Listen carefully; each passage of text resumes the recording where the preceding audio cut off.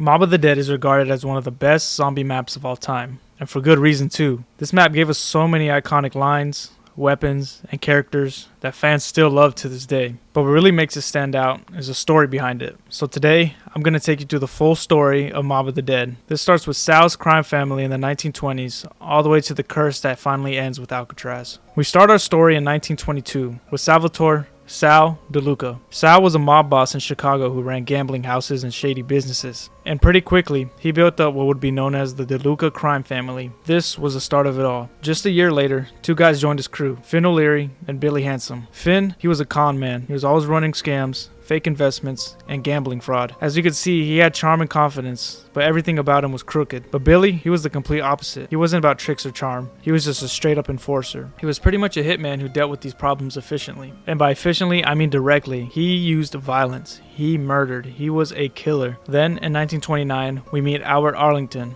better known as the Weasel. The Weasel was a bank robber and a schemer, but he was also the kind of odd one out. You know, he loved drawing comics, and he made a character called Icarus. And because of all these things surrounding the Weasel, Sal's crew really didn't respect him. They saw him as weak compared to the rest. But still, all these four men worked under Sal and became connected through the mob. And this is the start of their downfall. Starting with the Weasel, he tried to rob a bank out in Los Angeles. It went bad, he got knocked out, and he got caught. Soon after, once he was convicted, he was sent to Alcatraz. Finn eventually got caught for 16 counts of gambling fraud, and he was being sent to the island as well. Funny enough, his wife is the one who ratted him out. Billy was nailed for his murders. He was convicted for over 100 counts, specifically 116, and he was also sent to Alcatraz. And lastly, Sal himself. The Chicago PD managed to pin him down for all of his crimes, and the last one he committed was murdering a prostitute. This was all they needed to send him to the Rock. So now, all four of them were locked away inside of Alcatraz. This is where little side character Stanley Ferguson comes in. Ferguson was a guard at the prison who kept audio logs about what happened.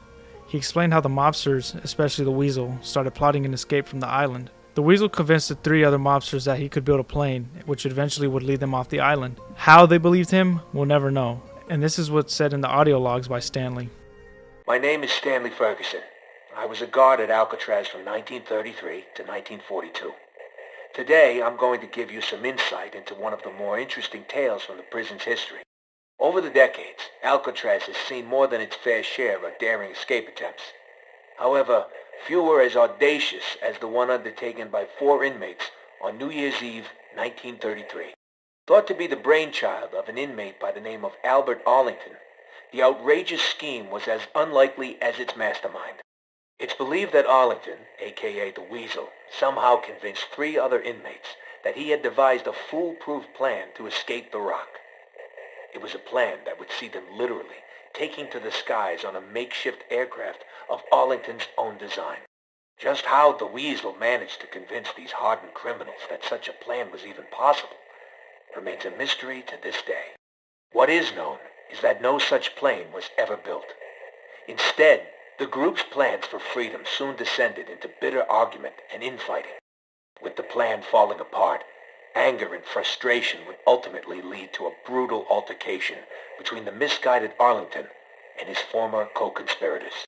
Armed only with makeshift weapons, Finn O'Leary, Sal DeLuca, and Billy Handsome lured the unsuspecting Arlington to the roof, where they intended to exact a bloody and violent revenge. And so it was here, beneath the dark and stormy winter skies, that the hapless Arlington met his grisly end, bleeding to death on the cold concrete roof. For their participation in the murder, the 3 collaborators were sent to death by electric chair. Justice came swiftly. On the morning of January 19th, 1934, the execution order was carried out. So as you can hear in the audio logs, that was the story of what happened. Eventually, as he said, Sal, Finn, and Billy, they were sentenced to death by electric chair. And this, which should have been the end of our story, but it wasn't. Instead, their story being over, the mobsters find themselves in a strange alternate dimension, also known as Dimension 63. This place was basically Purgatory, a twisted version of Alcatraz where the mobsters were forced to relive their punishment forever. This is where the Mob of the Dead takes place. That's why you start the map in afterlife mode. The mobsters are already dead, and they're trapped in a cycle where they have to try escape over and over again, but it always ends the same way. Once the mobsters build the plane, they fly to the Golden Gate Bridge, they die, and they restart back at Alcatraz, over and over again. This endless loop became known as the cycle. Eventually, the mobsters realize what's happening, and just like before, it all comes down to the weasel. You have to complete the Easter egg, funny enough named Pop Goes the Weasel, and at the end of the Easter egg, it becomes a showdown. It's the Weasel versus Sal, Finn, and Billy. If the mob kills Weasel, the cycle continues.